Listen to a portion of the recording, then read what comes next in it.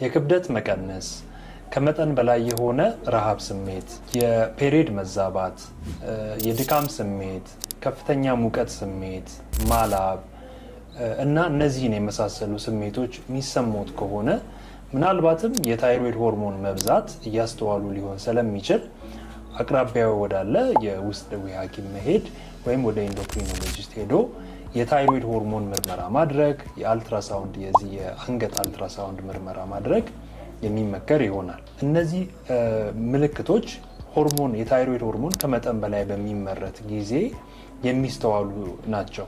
እነዚህ ሆርሞኖች T3 እና T4 የምንላቸው ሲሆኑ ከመጠን በላይ አንገታችን ላይ ያለው የታይሮይድ ግላንድ ወይም የታይሮይድ እጢ በሚያመርት ጊዜ የሚፈጠሩ ናቸው።